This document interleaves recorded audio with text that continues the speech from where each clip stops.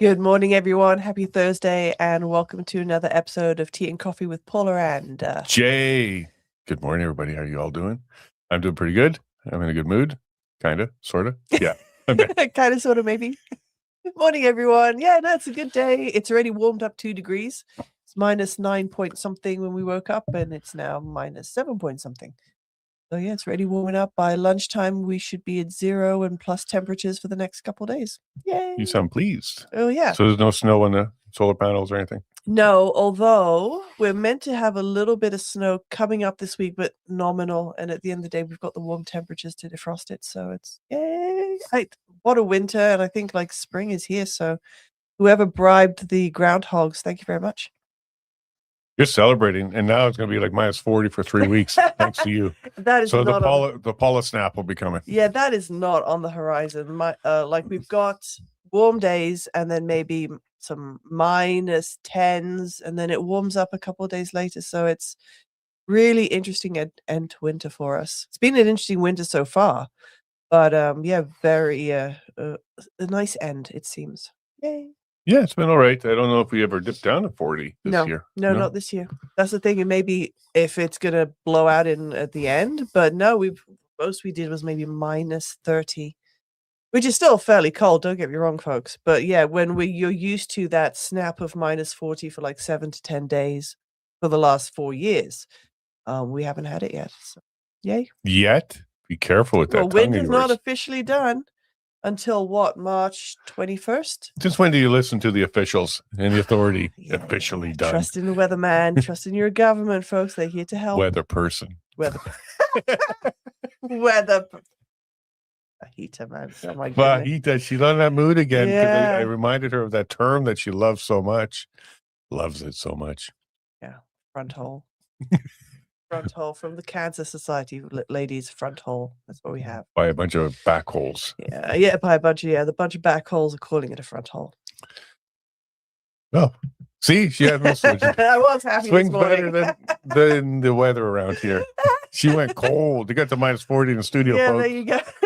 Yeah, exactly. But it's such an irritant to me. It really is, because officials, the Cancer Society. I've got to put my mug down before I stomp it on. The Cancer Society, folks, ladies, calling this. I should say it should be cervix, the cervical cancer, called front holes. Check your front hole, ladies. No. You got her going. Yes, I know the buttons. I know how to push them. And there she goes. How's your witch's brew this morning? Witch's brew is nice, and it was really cool when we were in Mira. One of one of the ladies who attended was like, I have my witch's brew twice a day, and we did a little high five in the foyer. But yeah, she drinks it. It's good for you. While you were on your brooms? It's you, my pretty. The high five will throw you off balance and crash. And be careful out there, folks. The witches are everywhere now.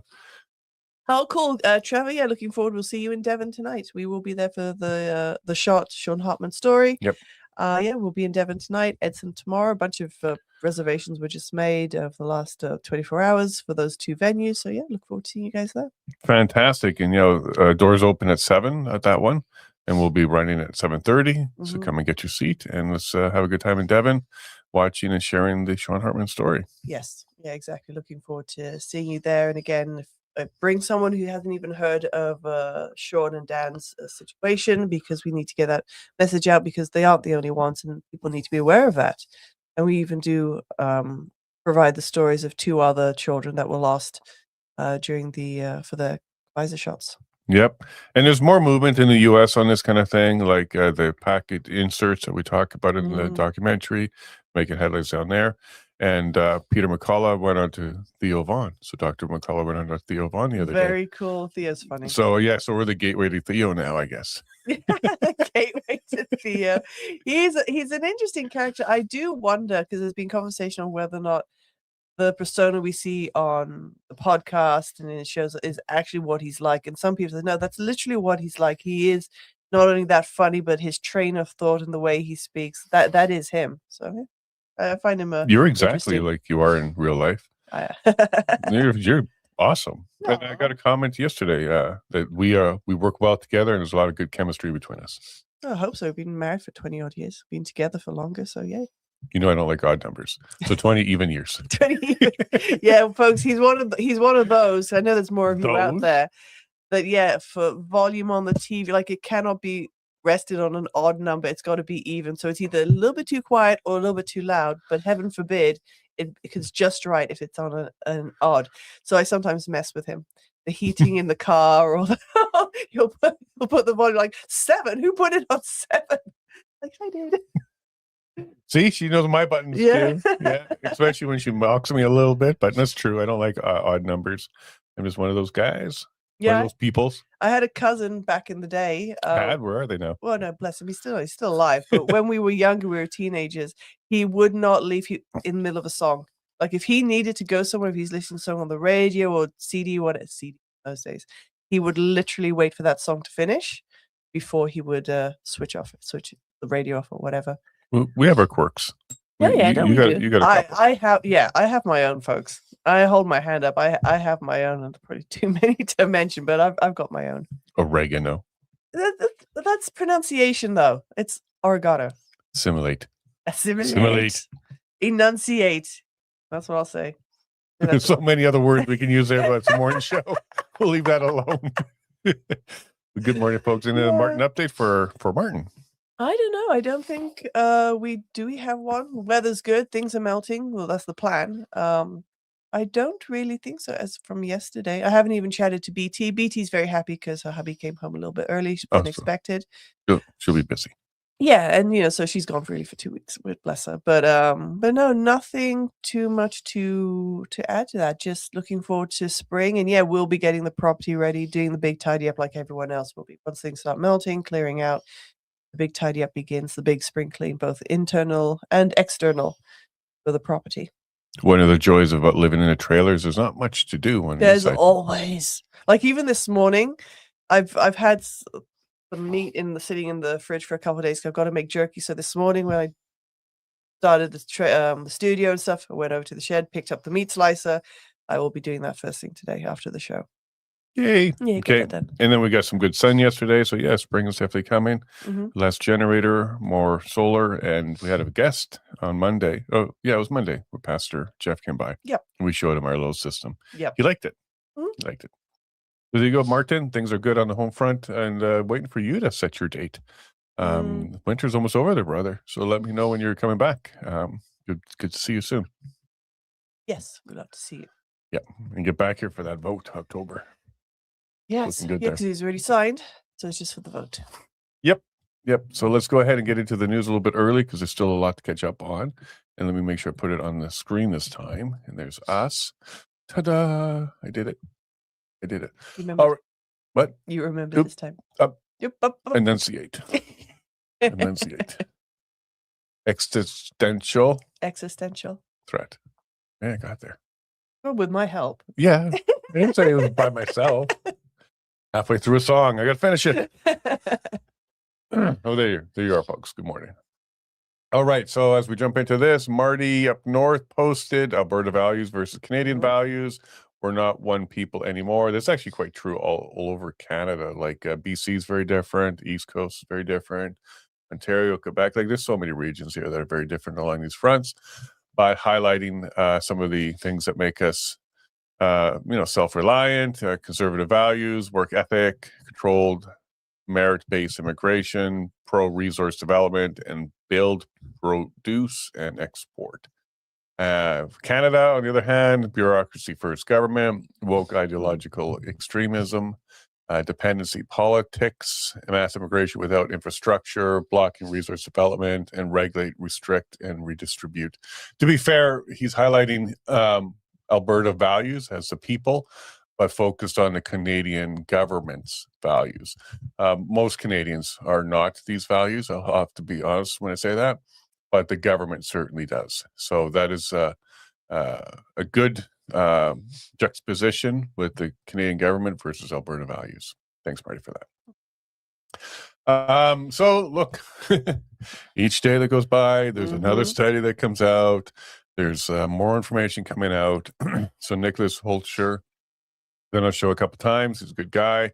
He's on Dr. Drew's show, highlighting some recent studies, 2 large COVID vaccine studies, the 2 largest ever studied, conducted with a number of people of 184 million, confirmed that they're not safe for human use. And a lot of us knew this just by observation. Yeah. Heart attacks up 286%, stroke 240%, brain clots 223%, brain inflammation 278%, myocarditis 510%, coronary artery disease 244%, cardiac arrhythmia 199%, and Guillain-Barré syndrome, Guillain-Barré syndrome 149%.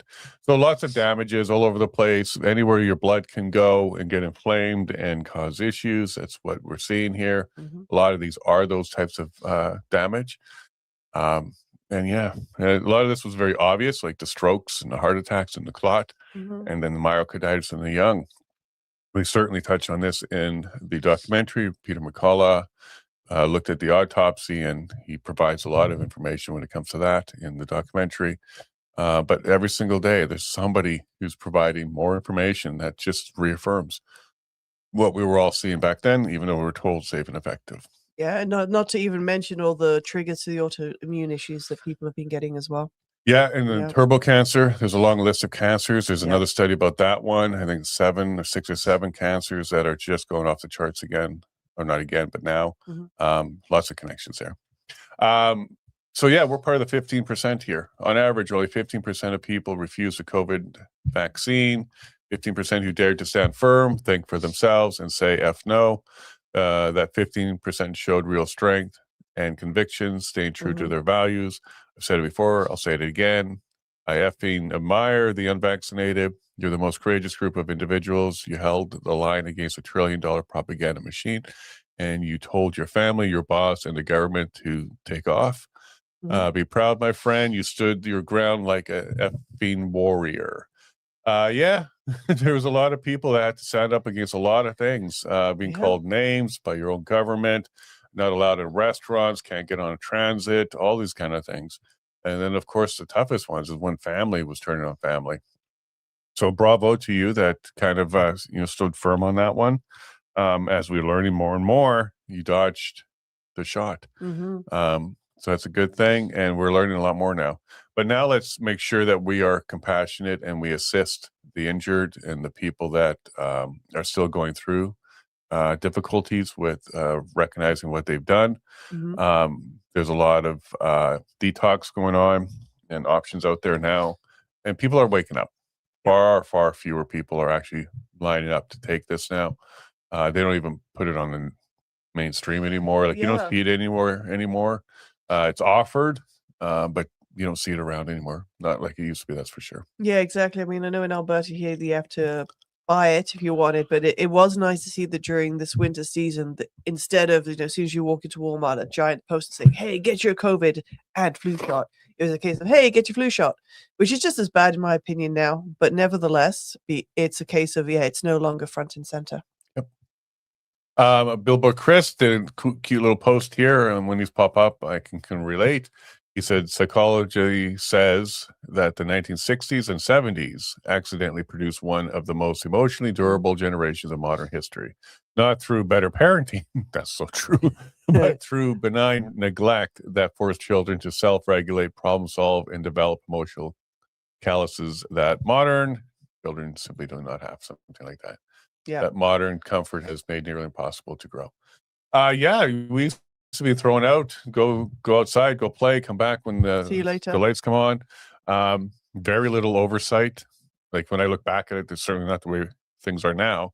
There seems to be a lot more concern for danger nowadays. Kids didn't just go missing. We got along or didn't, and then we worked through it. I mentioned here facts. I'm a 70s baby. Somebody call me boomer. People keep calling me boomer. Okay, boomer. I'm not a boomer. We're not boomers. I'm a 70s baby and had to learn how to be tough. I'm also the eldest sibling. We were all forced to grow up fast. So true. So true. And I don't mind. I think it turned us into a good generation. Now, some people are highlighting, you guys are the generation now that's screwing everything up. Some. But I think this is going to be the Great Awakening. There's going to be a renaissance. There's going to be a pushback, and it's going to be led by the Gen Xers. Yep. I'm a Gonna Gen have X, to be. proud of it. Yep. You certainly are. You're on the cusp of this one, so you're at the end of this one. Yeah. So just before things 79. start to get a little bit pampered. I have no doubt. I've got a touch of the pampered in me, sure. But no, but I'm a proud Gen Xer for sure. Excellent. Alberta, vote and share. So Stay Free Alberta put out the post. Just asking a simple question that you'll see in October. You agree that the province of Alberta should cease to be part of Canada and become an independent state? And the results are in on that one. 82%, 80%. I voted. 20. You did? Yeah, so did I. There's my little check mark there. Of course, that's just a poll. But we'll see how it goes. I believe there's a lot more support than people believe at this stage. It's going to be like the Trump voters. They'll keep it quiet until the time comes. Yeah, a lot of people are quiet about it, but they're going to go mark their X down. Yep. Hey, Elections Alberta, are you paying attention to this? The Alberta Teachers Association also appear to be a political organization. Just saying. Rob Schneider, he's posting a lot. So down in the States, there's some Illinois Democrat senator who's filed a bill prohibiting the state from opting into Trump's new school choice program. There's some pushback. This is from their union who's acting political. So Rob Schneider's highlighting the teachers union must register as a political organization. I actually agree with that. When you're no longer focusing on members and what they need, and you're doing political activism, which you've seen a lot of out of the ATA in Alberta and actually unions all over Canada, they're no longer unions or political organizations. They should be registered as special interest, and they should be regulated as such. They have to file their finances. They have to be provide disclosure for things. I think that should be a thing that they do. Where did they get the money to do all these recalls? $1 million out of BC? That shouldn't be allowed. But in either case, all those recalls are failing. Yeah, as they should. Yeah, they were. Yeah, there was no desire to actually recall anybody, and it was politically motivated. Mia, so it keeps getting lots of good attention out of the fundamental truths that we did with her and the rest of the crew. And just wanted to make a post here, remind everybody, a gentle reminder to all people who say men can be women. 100% of you were birthed by a woman, not a man. Yep. Because only women can be women and give birth. No matter what you think mentally or what you do physically, that won't change. Or what you look like aesthetically, only women can give birth. Yeah, that's another one of your pet peeves is being diluted and diminished by male chauvinists, really. Males, I think they can be better women than women. It's weird. But I think things are turning. Pendulum's turning. I think the BC Human Rights Tribunal judgment of $750,000 has really sparked a lot of conversation around this and how far they've gone, way too far. And maybe we'll start seeing some changes soon. Who knows? Joe Alberta posted here. Guys, I want to be clear because this is something that is needs to get out there. And anybody who listens in Alberta, pay attention to this one. Guys, I want to be clear. As I was canvassing yesterday, people said they signed the petition, the online petition from APP last year. This is not the actual petition. You need to go to Stay Free Alberta website and find your location or request a canvasser to your door till May 2nd. 100%. There's a lot of people that think that when they sign that intent to sign, it literally says intent to sign, which means you're going to sign if there's a petition. That itself wasn't a petition. There is no mechanism online to get your signature added to the petition. There is none. So if you believe you've done that online, you haven't done it. Also, if you signed a petition last year, that wasn't this one. This petition started on January 2nd. So if you signed the other one and you think that you already signed, you haven't. Yes. You need to sign the current one. So go to stayfreealberta.com to find out where a location is near you. And they also now have a link to have them come to your home. So if you're not comfortable going somewhere, you can't make it work, or you just prefer them to come to your home, that's available now. So we'll get to that link in a moment. And thank you to all the restaurants, cafes, other locations that are allowing tables to be set up on a permanent basis. And thank you to those who take the time to be at those permanent locations all the time. I was at the Drayton Valley Bakery yesterday, And I met two lovely ladies who, will be there all day. As long as it's open, they will be there, sitting there, ready to take your signature, ready to answer any questions. So thank you very much for the effort for all parties involved who offer the locations and those who sit at the locations. Yep, they're doing their part, democratic process, making sure everybody's voice can be heard. So keep it up. Yep. All right, so Harrison Faulkner, congrats, brother. You got a good interview here. Professor Bruce Pardy and Jason Kenney. A bit of a debate. I've seen some of the clips. It's going to be good. It's going to be today at 12 Mountain, so 2 p.m. Eastern today. So check out Harrison Faulkner's platform. I believe he said YouTube, so check that one out. I got a little bit of info on it. I'll keep it to myself for now, but I'm looking forward to watching this. Yeah, same. So it's kind of interesting how you have an Alberta resident arguing for Canada and then an Ontario resident arguing for Alberta, and does a great job. I think Harrison has got a good little matchup here. And Jason Kenney, I don't know if he's pleased or not about his performance, but take a watch at 12 p.m. Mountain. I'll be watching. Tea and coffee with Arthur Pulowski and Pastor Nathan Zekveld. I think we got there. Zekveld. Yeah. Zekveld. Good episode yesterday. Lots of great comments from people on that one. Lots of information on Pastor Arthur. And after this episode, I sat down with my pastor to have a conversation because there was a lot of good information shared here. And I shared this episode with him as well. So more information will be coming out in the next little bit about helping the church stand up and rise up, not necessarily for Alberta independence itself, but for independence from the government, because the government is trying to take out the churches. Doesn't protect the churches at all anymore. The freedom of religion is being ignored, and Bill C-9 is coming after it, turning everything into hate speech. So there's going to be a bit of a pivot that the churches are going to stand up to fight against the government, but not necessarily advocate for independence, although independence could be one of the routes that end up happening. That's not the focus. So we're going to get that clarified and worked on over the next little bit. Because there's going to be, Christians for independence, which makes sense because you're individuals that have your faith and you're going to fight for independence. I'm a Christian, and I'm certainly leaning in the direction of helping make sure that we have a brighter future. But the churches, their focus should be on fighting for their independence of the government, not necessarily of Canada or Alberta.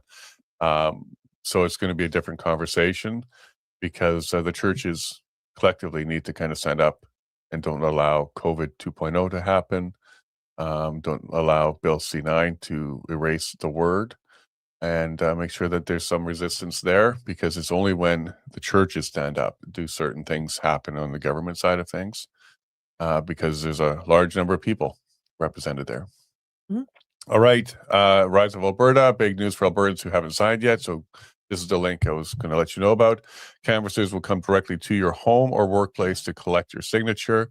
Share this far and wide. Click the link below to have a canvasser come to you. So the Save Free Alberta website now has it, and go ahead and do that. So if you can't make it out to sign, they'll come to you. So go ahead and fill in a little form there and make that happen.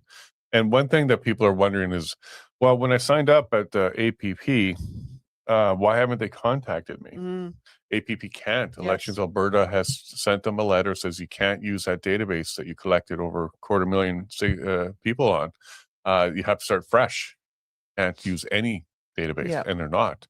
This is why they're calling out via Stay Free Alberta to go to a signing location or go to the stayfreealberta.com website and let them know they can't use their previous database. Elections Alberta determined that to be too close of a political operation of the APP itself, and it causes problems when Stay Free Alberta is doing their job. As far as Elections Alberta is concerned, everything is being done proper. Yes. So if you already signed up, go and check that. Click that link or go sign at a location near you. Tom Quinnen, been on the show a couple times. He's a good guy. Carney's upset at the U.S., did not consult the U.S., and they did not consult Canada as an ally before the attacks on Iran. I thought this was hilarious. Like if you're the U.S., he just wanted to make himself relevant. if you're the U.S., you're laughing at something like this. Like, really? First, we don't need Canada. I'm sure Canada doesn't need Canada. Well, I'm speaking in the third person sense. They will say we don't need Canada.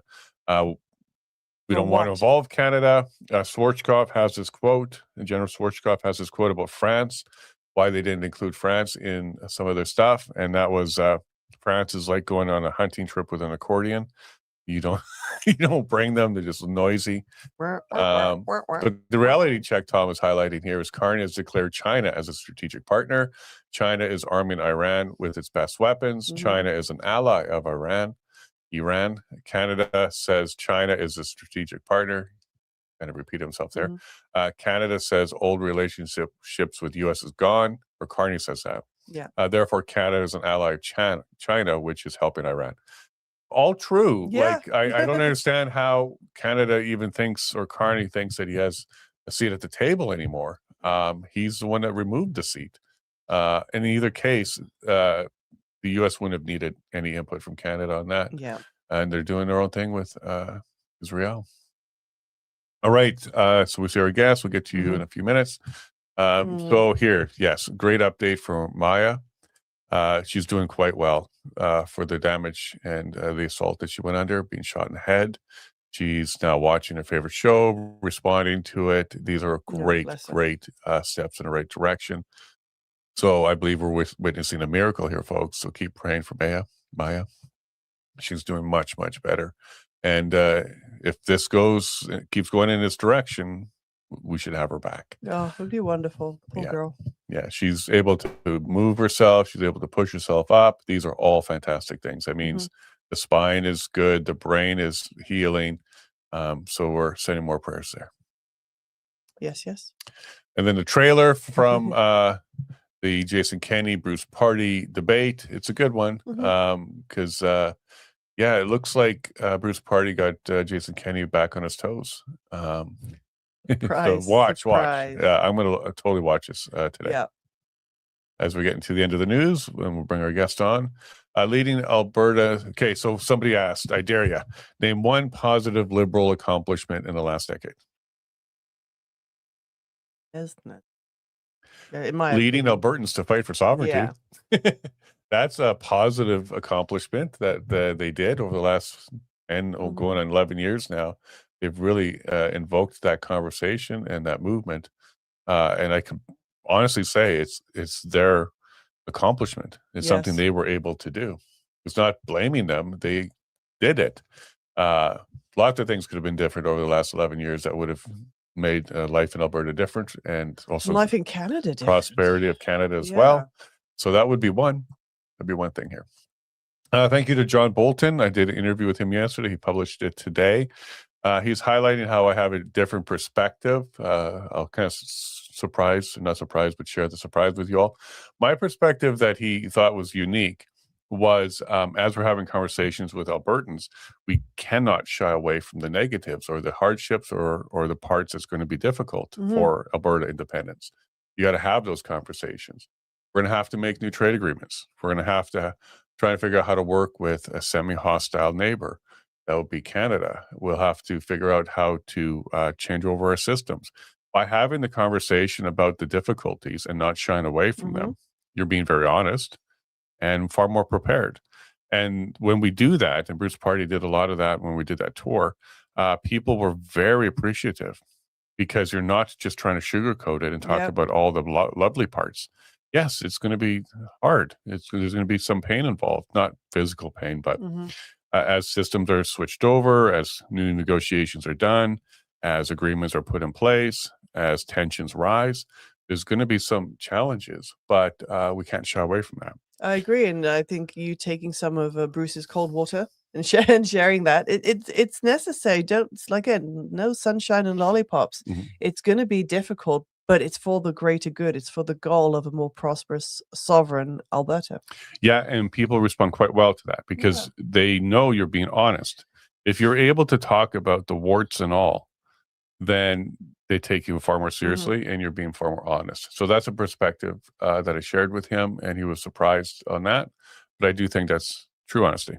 Yeah. Sometimes the truth hurts. Yeah. But it's not to discourage in any way, shape, or form. It's to prepare and to be honest with it. Now, while you're doing that, the honesty, the full honesty is you're going to be far better off. Okay. Yeah. It's just like a divorce. Yes, it's going to suck. It's going to be dating in the 2016 or 2026 is going to be difficult. All of that's difficult, sure.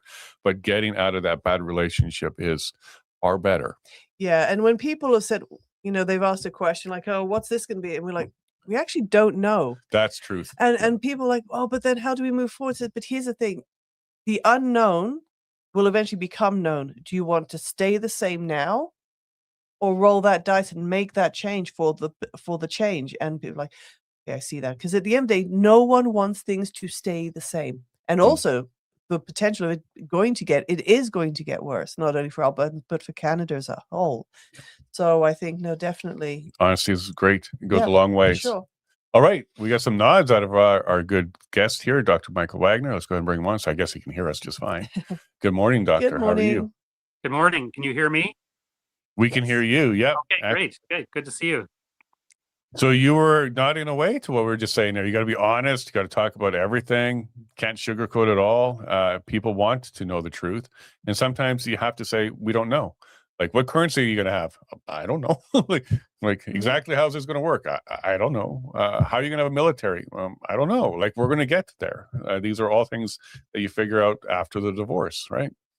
Yeah, well, actually, like both the points you and Paula were making are very pertinent because, someone asked me actually at that Fairview Baptist event, what's the best argument against independence? And I think the best argument against independence is the risks that are involved. And that's what you're talking about. There are risks involved in Alberta becoming independent, and we don't even know what many of them are. So there are risks, but the counter argument is staying within Canada is a risk as well. Like, there's no risk-free path forward. We have to choose which risks we want to take. And as Paula mentioned, it's either the status quo or independence, because if we stay with what we have, we'll just have the status quo and it'll just get worse. Because as we know, the Liberal government is, has an agenda for reducing freedom of expression and probably other freedoms as well. So if you want to be satisfied with the status quo and continue to lose our freedoms, well, then you stay with Canada. But if that's not something you want for your future or your children or your grandchildren, you've got to take a different alternative. And independence is that only alternative we have right now. So definitely there are risks involved. There are negatives, because there's negatives in every choice we make in life. And so we have to face that. Like you said, we got to be honest. It's not always going to be, happiness and sunshine the day after the referendum. There will be problems, and and some of them we don't even know what they're going to be. But that's a risk we have to take. And if we don't take that risk, we just have the risk of losing our freedoms within Canada. So we have to face the fact that there are problems that are coming, and we have to be honest that way. But people have to balance off which risks they're willing to take and what they're willing to, potentially sacrifice for the future.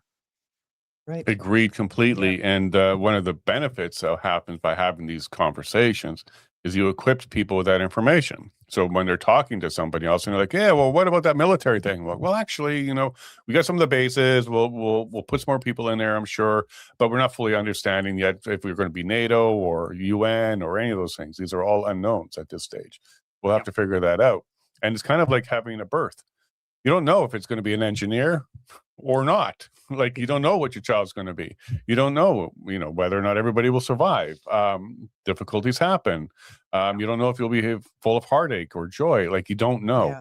But that doesn't mean we should stop having babies. That's an exciting portion. And I think this is kind of similar to what Alberta should be looking at. This is an exciting opportunity. What can we be? Let's look at it as a birth of a new nation. But having that conversation has resonated quite well. I've had people come up to me and say, because you guys spoke about that, I now understand a bit more and I'm less afraid because it's not being skirted or ignored. We're less afraid now. There's less fear when they do that. Yeah. We just need to be honest, like you say. I mean, we got to put all the cards on the table, and people need to make a good decision. Like, if you're voting for the independence of Alberta, you want to know what the risks are involved, or to the degree that we can know them. You want to know, the positives and the negatives, and you want to vote with the most knowledge you can have, so you're making the best decision. Like, denying yourself any kind of knowledge, whether it's about the good part or the bad part, is not going to be helping you in your decision. You got to know it all. And so we got to be honest about the potential pitfalls of independence as well. And I think another one that people need to be really honest with is they're not the decision makers. So when someone asks me, what will it be? The first thing I say to them, I don't know, because I'm not the one that's going to be deciding it. The people will. There'll be a constitutional convention. They'll go through all of this. Will there still be treaties? I don't know. So one thing I'm going to ask people to do is don't try and seek authority from people who are talking about this. Like they're the ones that are going to sign and make this happen for you. We're not at that stage. We're at the stage of whether or not we need to have this process start and whether or not there's support to have this process start. So don't try to assign the profession of the baby just yet. Don't ask the mother, what will it be? Don't know. Okay. Yeah. And I want to make sure that people who are talking about this subject out there also don't put themselves into the position of authoritative talk. Like, I believe it needs to be, or I want it to be. You should be careful with that. And I think most are, but I just want to say to the people who are going out there seeking information, don't go seeking definitive information. There's no authority speaking on this right now. That's actually really important, because I've been at many meetings and those are the exact questions that come up. What's the currency going to be? What's our military going to look like? What's the constitution going to be? Well, like, nobody can give you a firm answer on those because nobody knows. You know, people ask me about the constitution. Will it have this? Will it have that? Well, I know what I'd like to see in the constitution, but I won't be the one writing it. Like, a constitution will have to be accepted by the people of Alberta. There'll have to be a process of writing it and then voting on it. And so I won't be the one who determines those kind of things. Like you say, like, none of us can give a firm answer. We can hope for certain alternatives and we can advocate for certain alternatives when it comes to that point. But we're not going to be the ones who are deciding right now. We can't say, well, if we become independent, here's the currency we're going to use. Like, nobody can answer that because we don't know.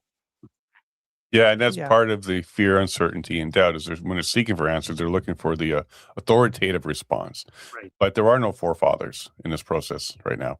We are all forefathers. We're all participating with ideas and sharing them.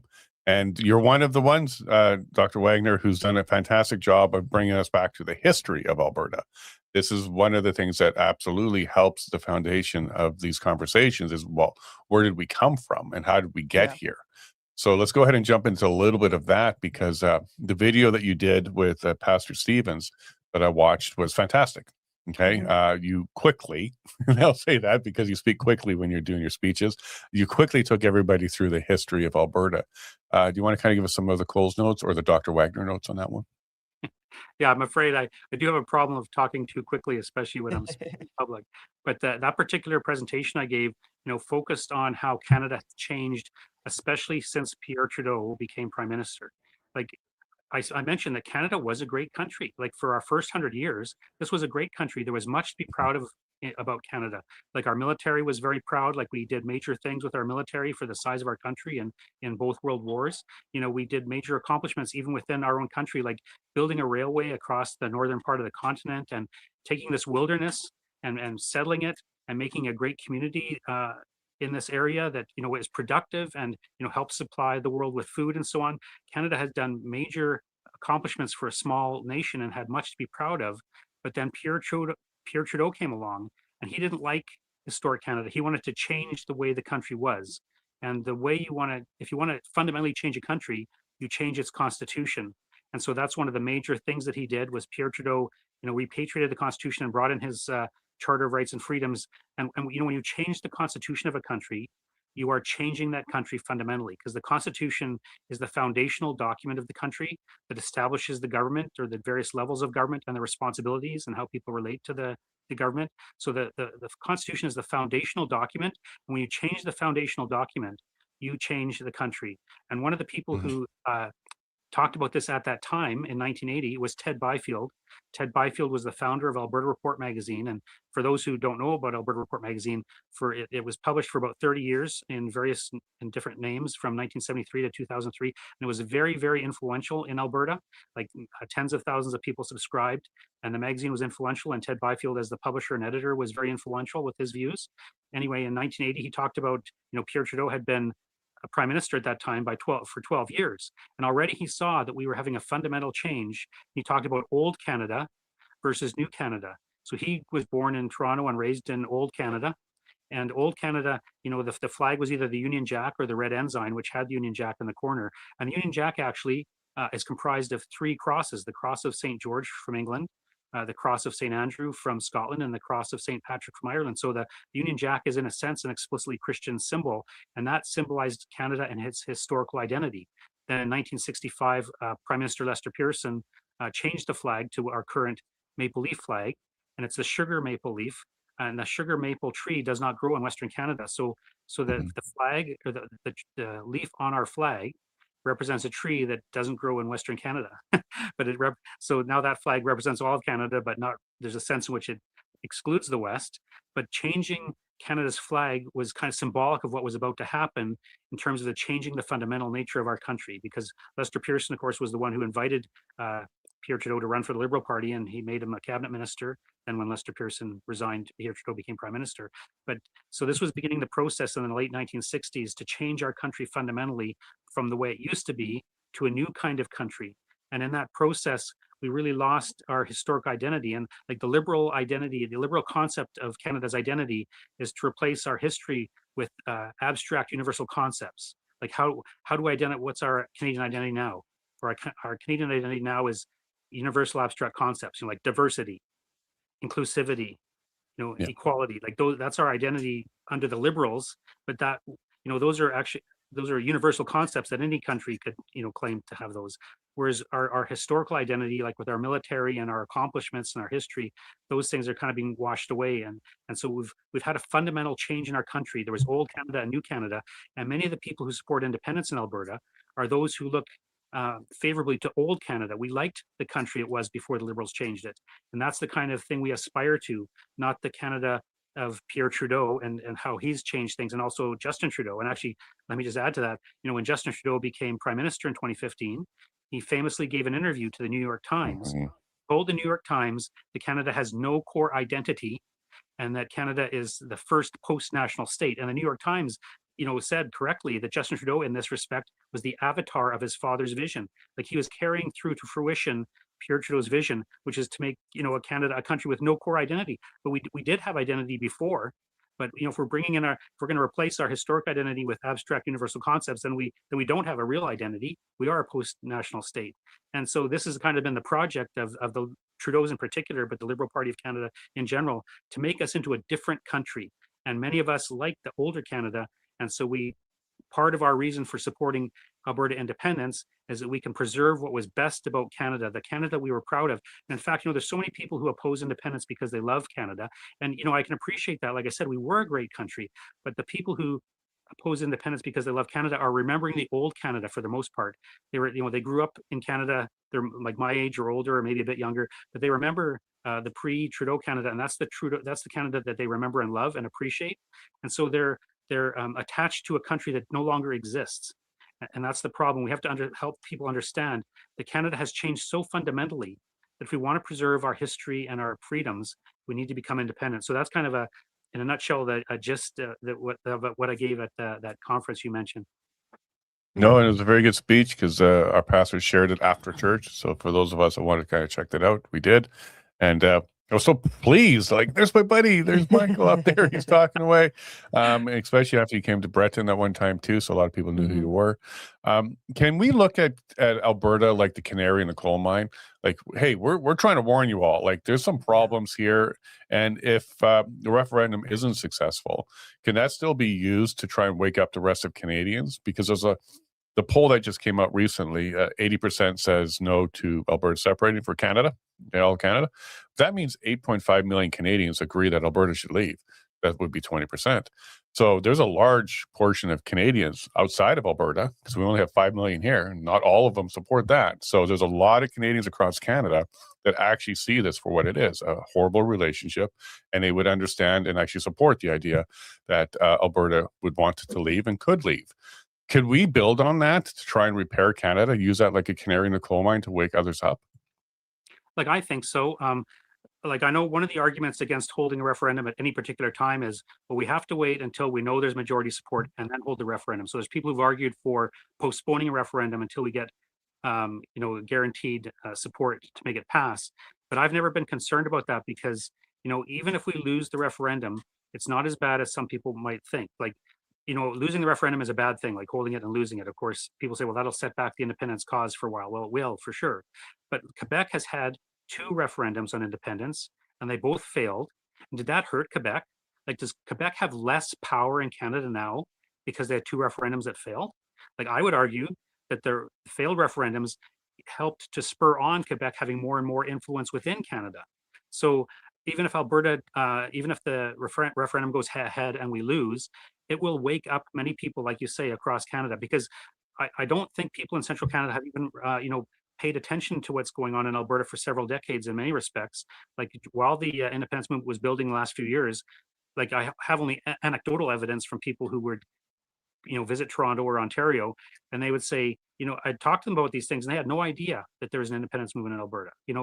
A lot of the people in Ontario or in central Canada, like, they vote for the Liberals to bring in their climate change policies, and those climate change policies are imposed on Alberta, so we can't build pipelines and so on. And out here, it sparks outrage. But the people in central Canada aren't hearing about that. Like, they don't seem to care or know about what's happening out here. And having a referendum on independence will make them pay attention. They will have to listen to us for the very first time. So even if the referendum was to fail, I think it would bring our issues to the attention of many people who had never paid attention to them before, who never even thought about them before. And so it does have that potential, like you say, to spark a greater discussion about the future of Canada and what this country should be like. Like, we used to have, like, before Pierre Trudeau, I mean, one of Pierre Trudeau's main agendas was to centralize power in the federal government, centralized power in the central government. Actually, that was part of the agenda of the Charter of Rights and Freedoms, but I don't want to get off on a tangent there.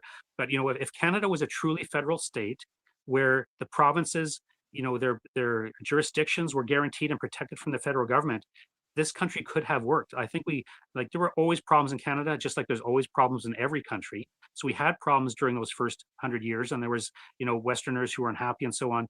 But for the most part, our country worked for those 100 years. And it was when Trudeau decided to centralize power and tighten the federal control over the country that's what partly sparked the Alberta independence movement. And it also offends the Quebec nationalists. So when you try and tie the country together too tightly, it's going to create movements that want to get away from the federal government. So I think if Trudeau had not tried to centralize the country so much, we would have been able to potentially make the country work. So if the country was more decentralized, it could potentially work. So that's kind of one of the discussions that perhaps could come up with the Alberta referendum, that we could help Central Canadians to understand that the federal government needs to back off if it wants this country to survive, so that the provinces can run their jurisdictions and not be imposed upon by the federal government. Because the federal government, the main responsibilities of a national government and a federal system is like foreign affairs and military, monetary things to make sure there's a consistent monetary system for the country, those kinds of things. The federal government does not have to intervene in our natural resource development and our education and other areas of policy. So perhaps we could spark a discussion about the need to decentralize Canada. That would be the only way I think this country could move forward as a one country. Now, as you were talking, somebody in our chat asked, like, how many people did it take for 1776? And that got me to remind myself that there's a 3.5% rule. Are you familiar with that? Like, I've heard of that before, yeah. Okay, so I'll bring that up. Sure. So the 3.5% rule is a concept in political science that states that when 3.5% of the population of a country protests nonviolently against an authoritarian government, the government is likely to fall in power. Well, let's do some quick math here. Alberta is 12% of the population, but just over half vote. So now around 6%, just over 6%. And if you get half of those to vote yes, that's about 3.5%. So 3.5% of Canada speaks up and votes yes on a referendum for independence in Alberta, could shake up the entire country for the better. And this is what the political scientists have been saying for a long time. I'm just going to put it out there. Yeah, well, I mean, just the fact of having an independence referendum within Alberta will shake up the country one way or another. I mean, that's what happened, with Quebec's referendum in 1980. Like, that was the major news story of the year, aside from Trudeau being reelected. And of course, in 1995, where they came even closer, not only was that a huge news story then, but it's also, it led to the secession reference case, which created the constitutional pathway for provincial independence, and it led to the Clarity Act. So the impact of that referendum continues today. We have legislation and constitutional law that kind of came out of that referendum. So these referendums are very big deals because they impact the country for the future. They help people to understand certain issues that need to be addressed and what certain provincial priorities are. So even if we have a referendum, even if it fails, there will be a positive spin-offs for the future, I think. Now, one of the arguments about the Clarity Act is if it's a positive referendum vote for a yes, that Alberta has to leave under the Clarity Act. You can't use it for leverage. Now, here's my counter argument to that. It hasn't been tested yet. So we really don't know what the outcome of the Clarity Act will be. It hasn't been tested yet.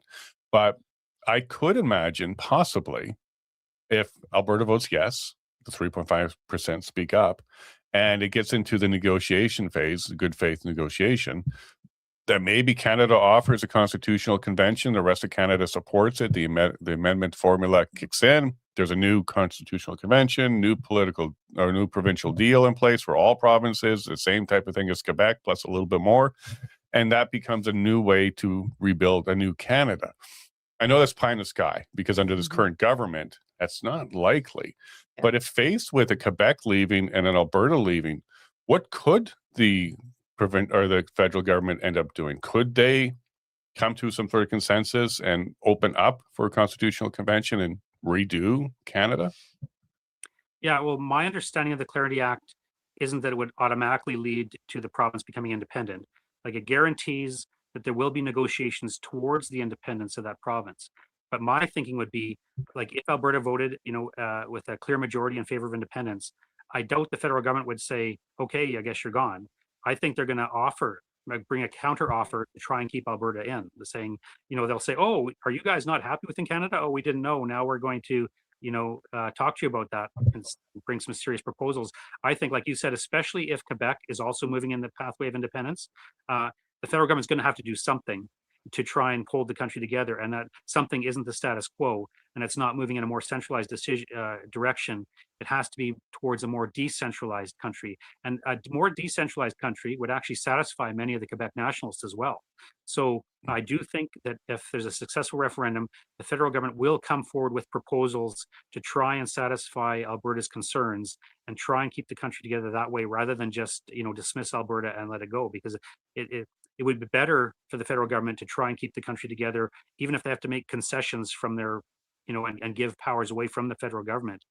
But like I said, that would help alleviate the concerns of Alberta independent supporters and also Quebec nationalists. So this could very well lead to, potentially, a different kind of Canada, a better Canada, like you alluded to. I mean, maybe it's pie in the sky a bit, but a referendum will lead to some changes. It's just a matter of whether they'll be good or bad, and I think they'll be good. Yeah, and that's why I kind of keep reiterating to people that I'm not a separatist, I'm a sovereignist. A separatist's end goal is to separate. A sovereignist end goal is to have more sovereignty. That may mean separation, but I want sovereignty. So if Canada went down and said, look, let's drop the monarch, let's become a republic, let's remove all these restrictions, and let's be set up more like the United States, where you have autonomy as a state. You basically do anything you want. We'll protect you via the army, and there's other, major issues. But for the most part, you guys are on your own.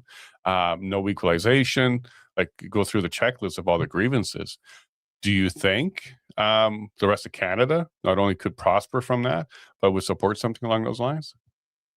Well, I think, like, if the rest of Canada is facing the prospect of Alberta leaving and potentially Quebec leaving, I think they'll be more open to alternatives that they wouldn't otherwise be open to. Like the kind of things you're talking about there, like right now, they would say no. But if the choice is between certain provinces becoming independent and the kind of thing you're talking about, they'll be more open to it. I mean, it is the kind of, it is a thing of leverage. The referendum does give leverage to Alberta, and if Quebec has one, it gives leverage to Quebec, to fundamentally change the country.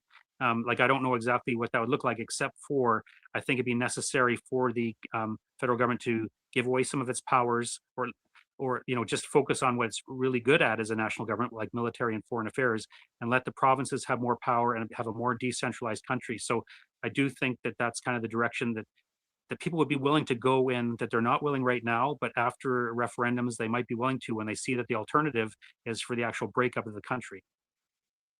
Now, another way to get to that could be the provinces separate.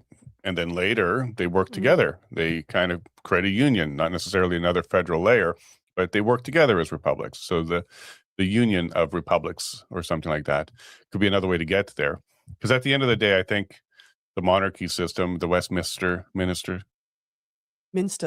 system, she's my helper, is broken. Okay, well, it's broken if you're on our side of it. It's functioning completely correctly if you're on the Laurentian elite side of things.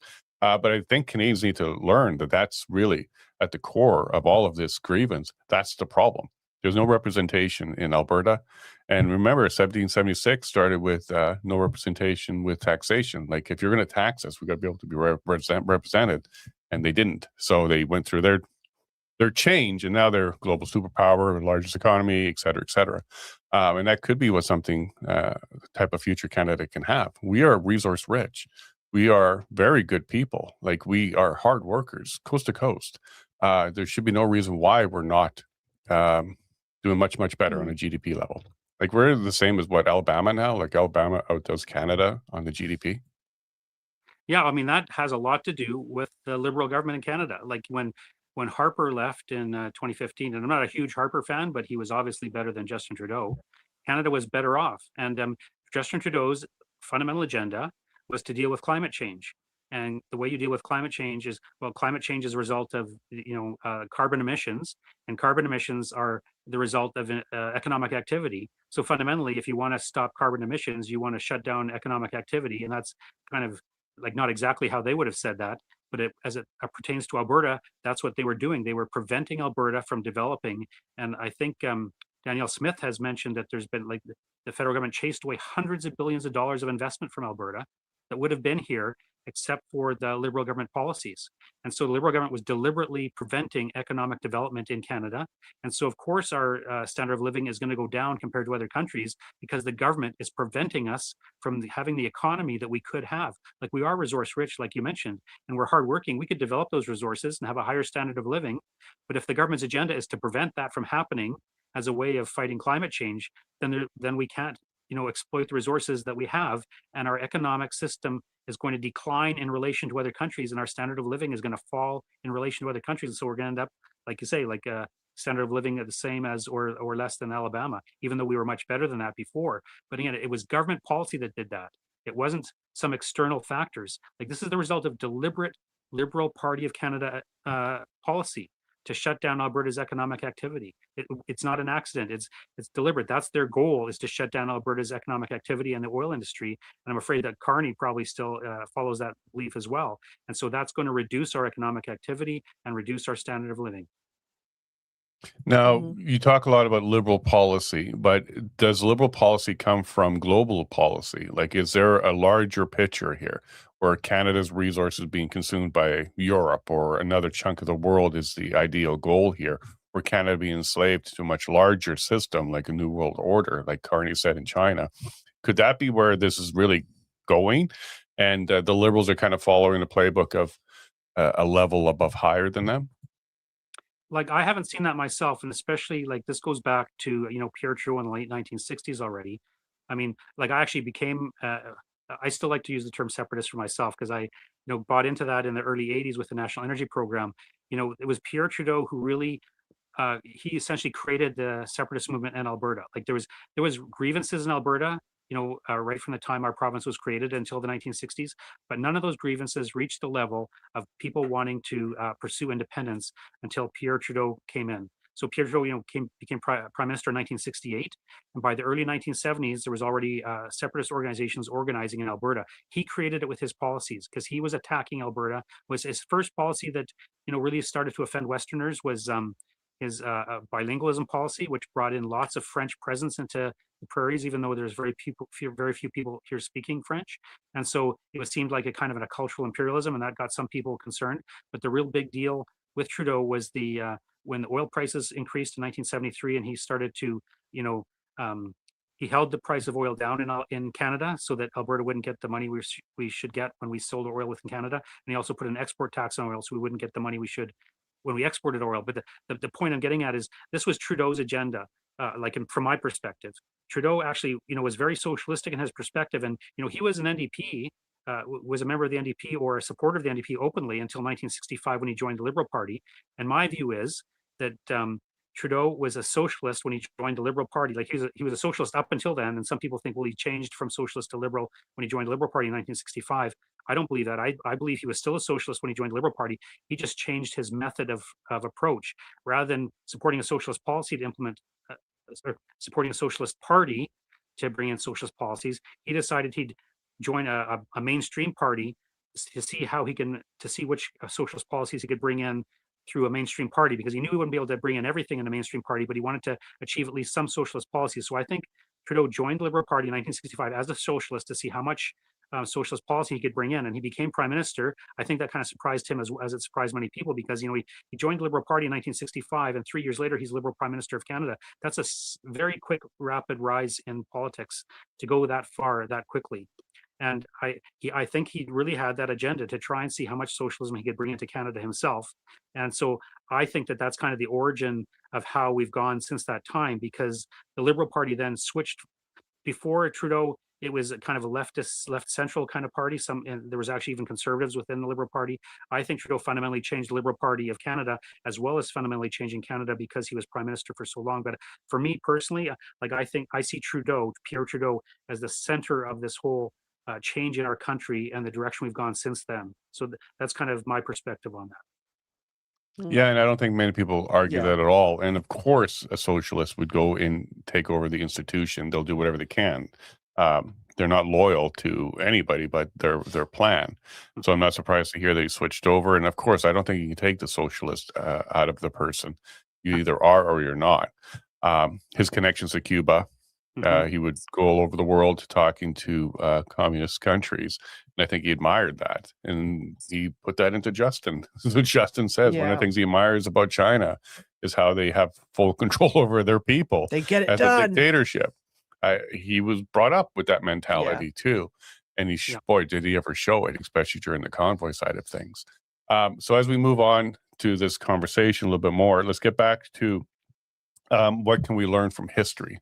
So how far does your history go outside of Alberta? Like, how do we enter Canada? Was this a vote? Did we get to select our way in? Did we get to vote our way in? How did that actually happen? Yeah. Well, the prairies were part of Rupert's Land, which was the Hudson's Bay Territory. And about 1869 or 1870, Canada purchased Rupert's Land, from the Hudson's Bay Company, and annexed it to Canada. There was already people living here, especially in the Red River settlement. That's where Louis Riel was. So they were annexed to Canada without being consulted. And that actually contributed to the first Riel Rebellion of 1870, because, they were told, hey, now you're part of Canada. And some of them were like, I don't know if I like that kind of idea. So there was kind of a bit of an armed rebellion at that time.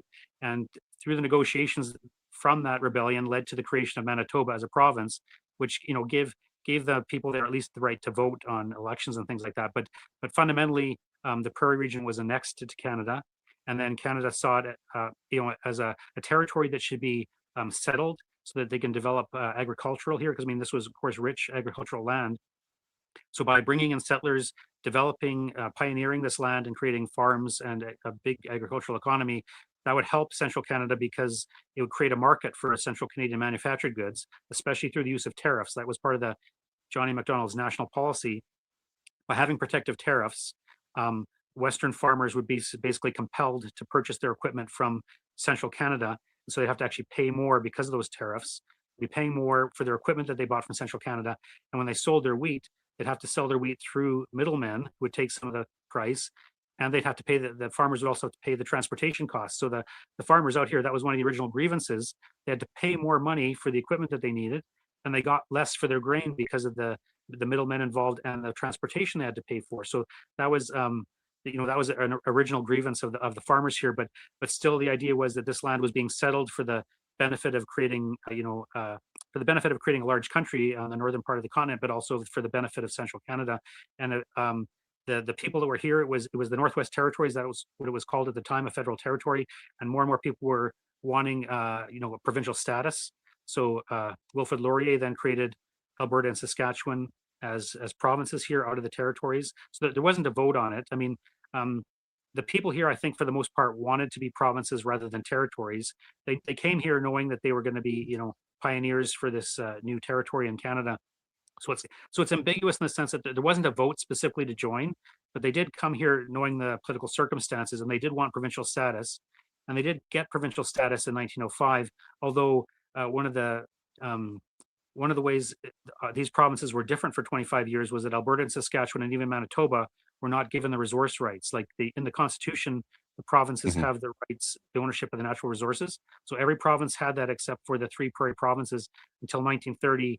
Finally, the prairie provinces were granted the rights to the resources. So there was definitely, they were second class provinces for sure for the first 25 years of their existence because they weren't able to get the revenue from those resources. The federal government got those resources, got the revenue from those resources, and then would kind of give some money to the prairies to help support to help to keep their government going that way. So it's not that nobody here voted to join Canada, but it was annexed, and the bulk of the people that came here knowing it was part of Canada, and knowing at first it was a territory, and then it was provinces with second class status. So like we have to give Canada credit here in the sense that we wouldn't have this thriving province here in Alberta and Saskatchewan if Canada hadn't created them, if Canada hadn't brought in the settlers and so on. So although Central Canada was doing this for the benefit of Central Canada for the most part, the people who came here, many of them were getting away from the poverty situations in Europe, and so their lives here and the lives of their children would be much better by coming here. So I don't want to see this just as pure grievance against Canada, because Canada was doing something good here in settling the West and bringing us in. No, fair Mhm. enough. But at the time, and correct me if I'm wrong, the U.S. was looking at the same territory and we're planning to expand up through where Alberta and Saskatchewan, Manitoba is, all the way to Alaska. And the Empire did not like that idea. They didn't want to see the independence expand the way it was already south of our border. So they got more involved and got involved in getting that Rupert's Land deal done. So I know that you're giving credit to Canada because kind of like as a parent, birth some children, you kind of be thankful they're not perfect, do some things, and eventually the kids move out, do their own thing. But here's that comic that we all see 100,000 times a year that reminds us exactly what Yeah. was going on here. Other than the fact that raw milk's not allowed, this is still very applicable, right? Oh yeah, like it definitely shows the attitude and the structure of Canada. Like the West, is supplying the raw materials, and the East is the one that benefits from it. So there's been that kind of structure in the country, right from the very beginning. Like I say, there's been grievances right from the very beginning, but the independence movement itself did not start until Pierre Trudeau came along. And one of the things about that we have to remember is that the prairie provinces were actually very poor provinces within Canada in those first few decades.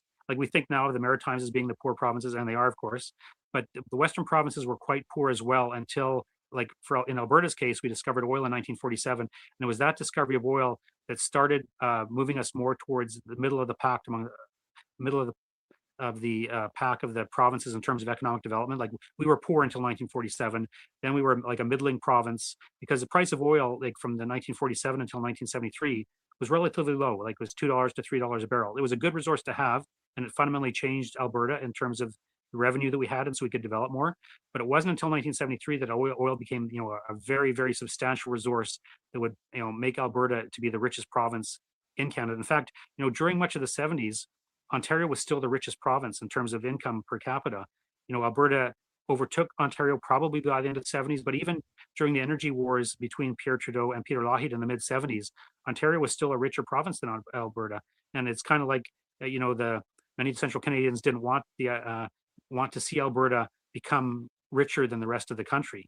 And that, played into Pierre Trudeau, taking our resource revenue for the benefit of Central Canada as a way of keeping Alberta down. And actually, when the National Energy Program was brought in 1980, they gave us various reasons why they had to do that. They wanted to Canadianize the industry and work towards energy self-sufficiency. Our energy minister at the time was Marc Lalonde. And after Marc Lalonde was out of power a few years later, he admitted that those reasons they gave for the National Energy Program were not the real reasons. And the central reason for the National Energy Program was to reduce Alberta's share of those resources, like reduce Alberta's financial income from the oil, because they wanted to hold Alberta down, and they wanted that money to go to the central government. That, like, he basically admitted that in the mid 1980s after he was out of power. They didn't like the idea of Alberta becoming the most successful financially, the most economically successful province. Yeah, we've heard that a lot now recently, and this is why a lot of Canadians still say it's Canada's oil, not Alberta's oil, although that's not the case. Can you kind of quickly take us through the treaties of the late 1800s and then the resource transfer statute or whatever it was called in 1930, and who actually owns Alberta land and resources In today? minerals. In 'Cause minerals. and all That that came stuff. up in a conversation I had yesterday. Yeah, because they still say Canada owns it all. Treaty land Yeah. is native land, and you can't touch it. Can't leave. National parks, that comes up too. But who actually, according to statutes and laws and the treaties in place, owns Alberta? I'm not really up on some of those First Nations issues, so I don't want to speak authoritatively on those. Like my understanding in the Constitution is the province has the jurisdiction like over this geographic territory in terms of the resources and the land and so on. So my understanding is that the province has that authority, and so if the province, votes to leave, the province gets all those things. Like I say, that's my understanding. I don't want to speak authoritatively, especially with the First Nations things, but I don't see like the secession reference case from the Supreme Court of Canada said that provinces can leave under the conditions of having a referendum with a clear question and a clear majority. That's what the Supreme Court says. So it seems strange to me that people would argue that no, there's other things that that are higher than Canada's constitutional law that the Supreme Court gives. Like this Constitution is a supreme document of a country, and the constitutional law is a supreme law of the country. So I don't see how other factors, like whether it's a national park or even a treaty, I don't see how those can supersede the Constitution. The constitutional law has to be the fundamental law. So from my perspective, if the Supreme Court says we can leave, then we can leave. And these other factors, are things that, I mean, there are people with better understandings of those than me who could explain it better, but I don't see how some alleged treaties or genuine treaties, I can't say how those treaties would be able to preempt or supersede the constitutional law of Canada. So I don't see those personally as obstacles. And I've seen quotes from those treaties, like someone put out a meme with quotes from those treaties saying that the First Nations did cede their property to the government when they signed those treaties. So that's my understanding at this point. I haven't read them thoroughly, so I don't want to say, again, I don't want to speak authoritatively on that. But I do not see, from reading the Supreme Court's decision in the secession reference case and from reading the Clarity Act and other things I've read on these things, I do not see that those things would be an obstacle for Alberta to become independent. Correct. And I have read the treaties, and it's come up just a couple times while I'm out in the public having conversations. And there's really only three paths forward. There is Canada maintains the reserves of the 1.2% of the Alberta land that are reserves. Canada can still be administrative of that. Second option is it gets transferred over to the new Alberta. They are administrative of the reserve lands, 1.2% of the land. Or the third option, which I think is the far more likely one, is there's a renegotiation. Everybody's got self-determination, one rule of law, and the First Nations choose to have a new deal in Alberta, which makes us all first-class citizens. There's no second-class citizens. So those are like the three options. You can either have Canada continue to administer. And I don't know why you'd want anybody to administer your land, but those are what's on the table right now. It's Canada administering the reserves, or it could be the new Alberta, or you just break free of the chain and stop doing all of this altogether.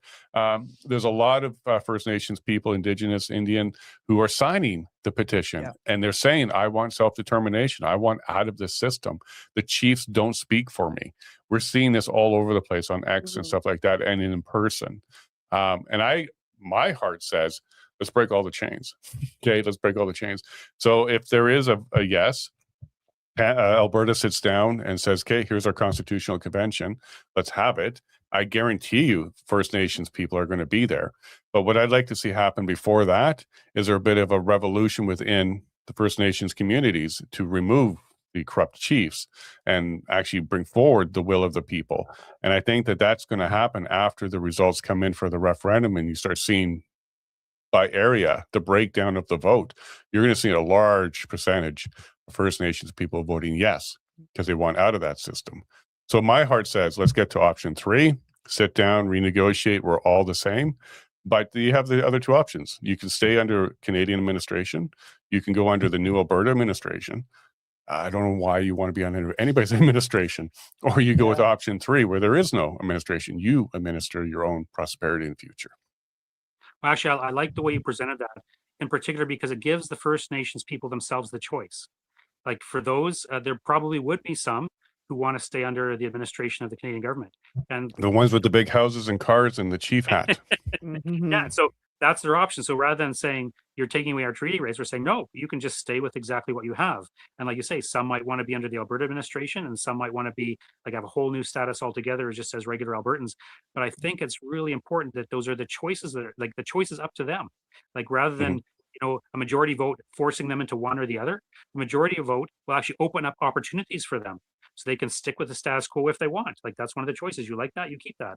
You want to try something different, we've got other options for you too. But it gives them, the option of making that choice. It puts them in the driver's seat for their own futures. And so I think that's actually an excellent way of presenting it, is to say you've got these three choices, and one of the choices is exactly what you've got already. And so you don't have to be afraid of the future, because regardless of what happens on the vote, you can keep exactly what you have, and you don't have to change if you don't want to. That's the choice that's up to you. And so I think that's a really good argument, a way of presenting it to them that's not threatening and that gives them more choice and more opportunities. And it's a real positive way of looking at their future. Yeah, because I would petition for them to say no more administration. Let's govern ourselves, self-determination, because that's what we're fighting for too. We don't want an administration from Ottawa anymore.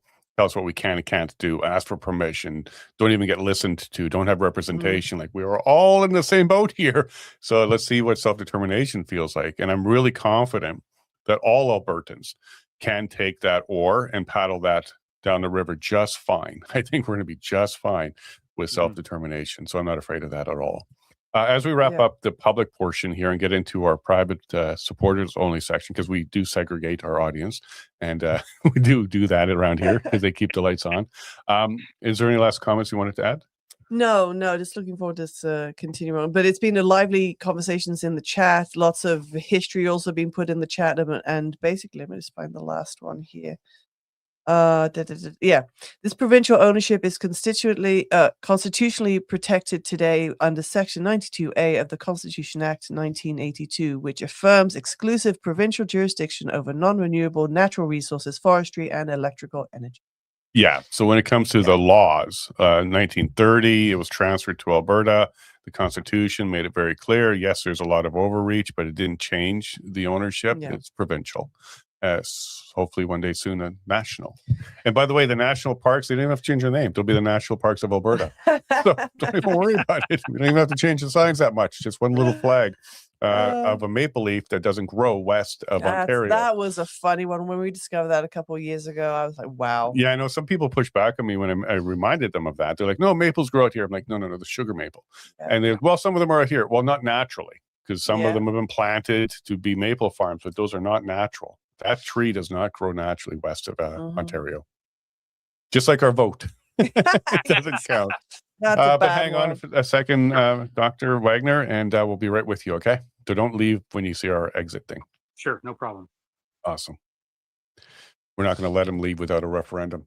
He needs to get a referendum before he can leave. You clear on that? That's a Clarity Act of the Levine Show. So yeah, lots of lively chat, basically stating the history, confirming, adding little more tidbits in there, and basically saying, Trudeau Senior, the one who really set that negative ball rolling down the hill. Yeah, I think so. And I think it's fair to say that when it comes to the complete open destruction of Alberta. Yeah. I think before then there was at least a passive, let's help you grow and help. But like Dr. Wagner said, there was like, you had to pay extra. There's tariffs on equipment. So that picture of those cows, all of those rakes had a tariff on them in order for us to get them. And then there was cost to get it back there. And yes, there's raw milk. You can't do that I would anymore. also like to highlight, which is more so true today, the rear end of the cow is also in the east too. Just want to highlight that too. Well done. More of Quebec. It looks like it's more on this Quebec side, and then Ontario's got the udders there. They try and shovel it over to us, but the rear end is still in the east. We could use it as fertilizer. Yeah, it helps us grow. fertilizer. All right, folks. Thank you very much for joining us today with Dr. Wagner. It was a great conversation. Tomorrow we're going to have a really good one for you. It's going to be global events. So it's Michael Yon and Matt Ehret joining us. Geopolitical, what's going on in Iran, who's really behind it, why are they doing it? Some of you may or may not like what Michael Yon has to say. But I always like to hear from him. Yep. So he'll be joining us tomorrow morning, and kind of looking forward to that because I don't know much. All I know is what the TV tells me, the boob tube tells me. The boob tube.